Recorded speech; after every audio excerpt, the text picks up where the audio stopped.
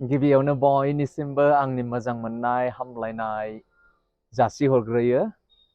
गोबां आंनि भिउवार्सफ्रा रिक्वेस्ट खालामहरदोंमोन सारा अननानै आंखौ इंलिश फोरोंनो हागोन नामा होननानै। आं दिनै बे सोंनायनि फिननायखौ लाबोदों। औ, आं नंथारगौयैनो नोंथांमोनखौ आं इंलिश फोरोंनो हागोन। इंलिश रोङैनि थाखायनो गोबां जोङो जेंनाफोरखौ जोङो लोगो मोननो जों हागौ। जेरै आं जेब्ला दावबायनो हास्थायो गुबुन जायगाफ्राव बा गुबुन हादोराव इंलिश रोङाब्ला गोबां आंहा जेंना लोगो मोननो गोनां आङो जानो हागौ। आं बेखौ बुंनो हास्थायाखै दि नोंथांमोनहा इंलिश रोङालासिनो गुबुन जायगायाव थांनो हाया। सोरबा नोङो लोगोफोरजोंबो नोंथांमोनहा थांनो हागौ। नाथाय नोंथाङा जुदि हारसिङैनो जुदि दावबायनो हास्थायदोंब्ला नोंथाङा जुदि इंलिश रोङोब्ला खुनु असुबिदायाव बा जेंनायाव नोंथाङा गोग्लैनो नांनाय नङा। से फर एग्जाम्पल नोंथाङा जुदि साउथआव जुदि थांनो हास्थायदोंब्ला बेयाव साउथआव हिन्दीया सोलिया। नोंथाङा इंलिश जुदि रोङोब्ला दावबायनायाव गोरलै जायो। नैथियाव जुदि नोंथाङा मोजां डिग्री लानो हास्थायदोंब्ला से फर एग्जाम्पल डक्टर नोंथाङा फरायनो गोसो जादोंब्ला, इन्जिनियारिं फरायनो गोसो जादोंब्ला, MBA फरायनो गोसो जादोंब्ला बा गोबां बेबायदिनो मोजां मोजां कर्सफोर जुदि फरायनो गोसो जादोंब्ला नोंथाङा इंलिश रोंथारनांगोन। जुदि इंलिश रोङाब्ला नोंथाङा खस्थ' मोनगोन, मानोना गासै कर्सफ्रा इंलिशनि जोब। थामथियाव नोंथाङा जुदि गुबुन जायगायाव थांनानै साख्रि मावनो हास्थायदोंब्ला नोंथाङा इंलिशखौ रोंथारनांगोन। जुदि इंलिशआ जुदि नोंथाङा रोङाब्ला नोंथाङा साख्रि नोङो मावनो हाथारनाय नङा। बे जेंनाफोरखौ सुस्रांनो थाखाय आं नोंथांमोननि गेजेराव मोनसे कर्स लानानै फैदों। बे कर्सआ जाबाय 2.5 मासनि थाखाय। आरो बे 2.5 मासाव नोंथांमोना आं आसा खालामो नोंथांमोना इंलिशखौ रायज्लायनो हागोन।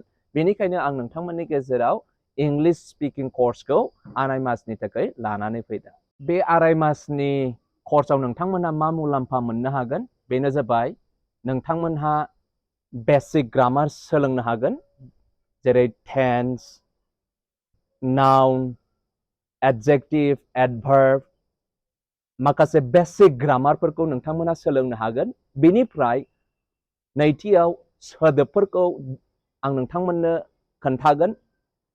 मा सोदोबफ्रा सानफ्रामबोनि जिबनाव रायज्लायनायाव मदद होयो आं बेखौ नोंथांमोननि गेजेराव लाबोगोन। आरो नोंथांमोनहा बेखौ गोसोआव लानायजों लोगोसे थामथियाव नोंथांमोनहा रायज्लायनोबो हागोन। इंलिशआ ओरैबायदि गोरलै, जास्ट नोंथांमोननो थाखाय मेन्टरशिप नांगौ आरो 2.5 मासजों नोंथांमोनहा इंलिशखौ रायज्लायनो हागोन होननानै आं आसा खालामो। आरो बे कर्सजों नोंथांमोनहा मुलाम्फा जानो हागोन। सिटआ ओरैबायदि लिमिटेड, खालि आङो 40 जनल' आं लागोन। बे 40 जनखौल' आङो फोरोंनो हागोन, मानो होनब्ला आङो सासे फोरोंगिरि, आंहा टाइम गैया। बेनिखायनो आं खालि 40 जनल' आं फोरोंनो हागोन। बेनिखायनो जायफ्रा गोसो जादों आंनि वाट्सएपआव कल खालामनो हागोन आरो बुकिं खालामनो हागोन। आं नोंथांमोनखौ इंलिश फोरोंनो हागोन आरो नोंथांमोनहा गोरलैयैनो इंलिशखौ रायज्लायनो हागोन। बे कर्सनि दामा बांद्राय नङा, खालि 2,500ल'। कचिं सेन्टाराव थांनानै जुदि नोंथांमोनहा इंलिश सोलोंनो गोसो जादोंब्ला 5,000निफ्राय लानानै 10,000सिम चार्ज खालामो। नाथाय आं नोंथांमोननि गेजेराव खालि 2,500ल' आं चार्ज खालामनाय जागोन।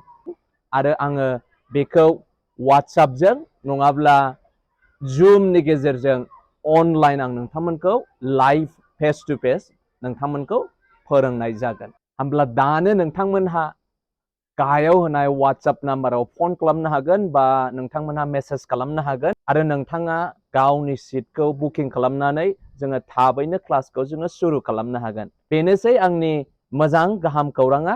नोंथांमोनहा थाबैनो नोंथाङा गावनि सिटखौ बुकिं खालामनानै इंलिशखौ सोलोंनो हागोन।